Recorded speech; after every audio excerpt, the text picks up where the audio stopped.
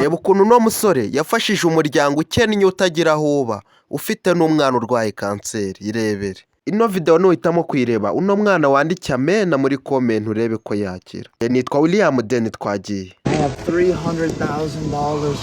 Hano mbafitiye amadolari ibihumbi 300 mbere y'amasaha 24. nuko nahuye na Kate. Nyihanganiye madamu wagaruye ibi hano niba ari amafaranga yari yafashe. Oya, ntabwo nabigaruye. None se kuki uvugishije ukuri, kuki utabeshya? Uko turi abakristo kandi ntabwo twizerera mu gufata ibyo tubonye, kandi ntabwo ari ibyacu rwose, ntabwo twapfa kubifata. Mumbabarire. Nyuma nabahaye $1000 kubera kuba abanyakuri bakambwiza ukuri. Babe, ngewe narabikubwiye. Dore Imana ikomeje gushyira abamarayika bayo mu nzira zacu.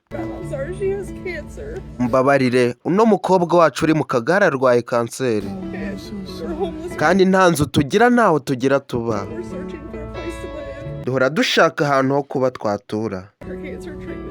Twagiye mayiro 1000 tuvuye muri Louisiana tuje kumuvuriza hano kubera ko ariho hari abantu bamuvura.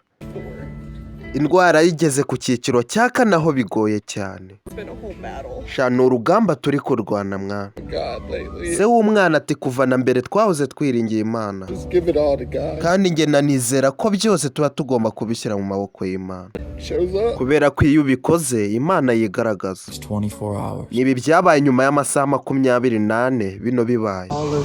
Nibwo bagarutse hashize umunsi babazaniye ibihumbi 300 by'amadolari. Barishimye, nta hantu bagira baba, nta rugo bagira, bafite n'umwana ubarembeje cyane urwaye kanseri, nta n'ubwo ajya abasha kugenda. Umugabo ati turagukunda cyane wa musore we ntiwakumva icyo ukoreye umuryango wawe. Umugore ati ubu noneho natwe tugiye kugira iwacu mu rugo, kandi n'umwana wacu agiye kwicara tuza avurwe neza. Bino bitubayeho biragoye kubyizera. Hano hari n'imodoka yanyu nshya. Yabaguriye n'imodoka, dore ngiyi we uzi ko ari ibyanyabyo. Nge ngushimiye cyane bimvuye ku mutima. Ati bino biri budufashe kuvura umwana wacu.